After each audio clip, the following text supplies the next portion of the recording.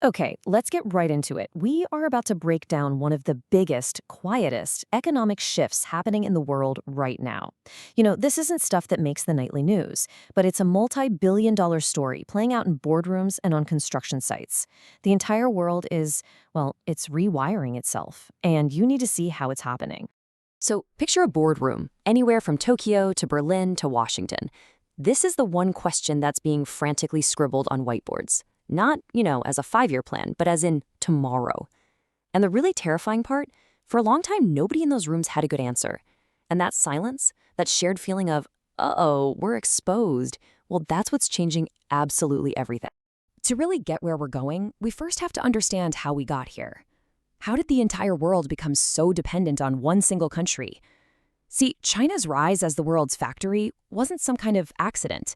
It was an incredibly deliberate, decades-long strategy that created a manufacturing ecosystem that was, for all intents and purposes, impossible to unplug from.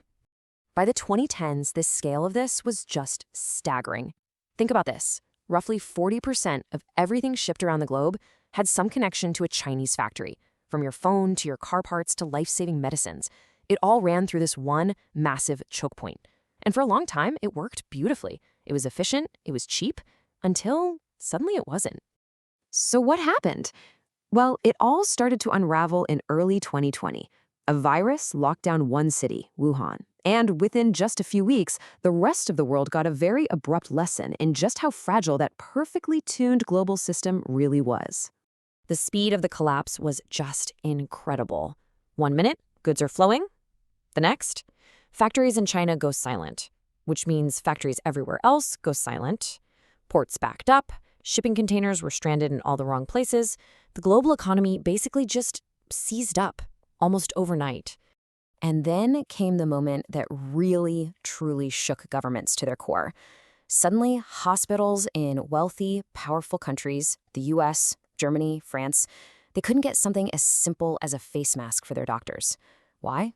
Because nearly all of them were made in China. And that's when everyone realized this wasn't just a supply chain disruption. This was a massive national security failure. It was a warning shot. And you can bet the world heard that shot loud and clear. The change that came after 2020 wasn't flashy. It was something much deeper, much more powerful. It was a fundamental shift in how every major company and government thinks about risk. The whole rulebook for global business was essentially torn up and rewritten. For decades, the old logic was dead simple. Go find the absolute cheapest place on earth to make your stuff, period. The new logic? It's completely different. It's find a source you can rely on, a source that won't disappear when things get tough. And those are two very, very different things. To be fair, this shift was kind of already in motion. You had rising labor costs in China, more pressure on companies to be environmentally friendly, and of course, a whole lot more political friction making CEOs nervous. The pandemic didn't start the fire, it just poured gasoline all over it. So, this urgent global search for a reliable alternative began. And it turns out the answer was there the whole time, pretty much hiding in plain sight. That answer was Australia, a country sitting on a vast treasure trove of the exact resources the modern world is desperate for. And if you want to know why Australia suddenly became so important, you just have to look at this one, frankly terrifying fact. Right now, China controls somewhere around 90% of the processing for rare earth elements. The magic stuff inside every smartphone, every EV, every wind turbine, every piece of advanced military gear. 90%. That is the vulnerability that the world is now racing to fix. And what does Australia have? Well, it just so happens to have the solution. It's sitting on massive deposits of lithium for all those EV batteries, huge reserves of those same rare earths, plus all the cobalt, nickel, and manganese that basically form the backbone of the entire green energy transition. It has the whole shopping list.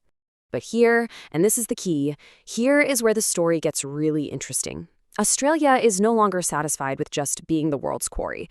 We are witnessing a profound economic pivot in real time. For decades, the old model was almost painfully simple, right? Australia does the tough, dirty work of digging raw ore out of the ground. Then they load it onto a giant ship and send it off to China. China then does all the complex, high-value processing and sells the finished, expensive product to the rest of us, capturing almost all the profit. Well, the new model is a total game changer. Billions and billions of dollars are now pouring into building brand new, high-tech facilities to process and refine all these minerals right there on Australian soil. So instead of exporting cheap dirt, Australia is getting ready to export high-value, battery-grade lithium, refined rare earths, directly to the world's biggest companies. Now, what's crucial to understand is that Australia isn't doing this alone. This isn't just a market trend, it's a geopolitical realignment. You have the United States, Japan, South Korea, the EU. They are all actively co-investing in these projects. Why? Because they see a secure Australian supply chain as vital to their own national security. This is geopolitics playing out with checkbooks. And the numbers we're talking about are already huge. By 2030, Australia's critical minerals sector is expected to be worth over $50 billion. And honestly, as this global demand for secure materials keeps growing, that number is almost certainly going to get a lot bigger. And Australia has another ace up its sleeve. It just so happens to have some of the best conditions for renewable energy on the entire planet. We're talking endless sunshine, powerful coastal winds, and tons of land. So the plan is to power this new heavy industry with green energy. The result? Low-carbon critical minerals, which is a massive selling point for Western companies trying to clean up their own acts. Now look, this whole transition isn't going to be a walk in the park. It's complicated, and China isn't just going to stand by and watch it happen. But Australia holds one advantage in all this, and it's an advantage that's pretty much impossible to compete with. At the end of the day, it all comes down to this: trust.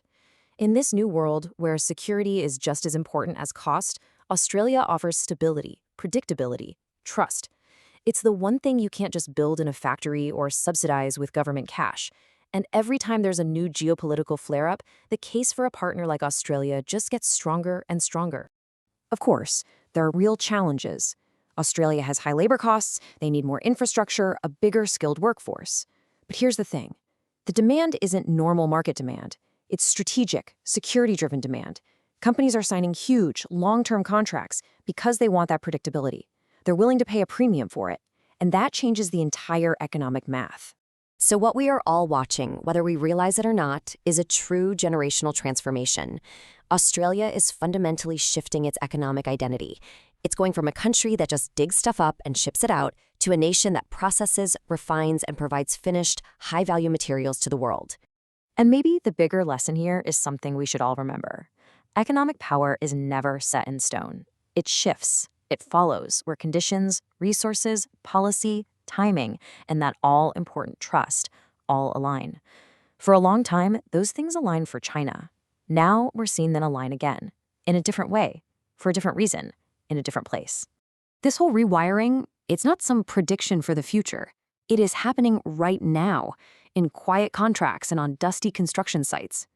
By the time it's obvious to everyone, the new map will already have been drawn.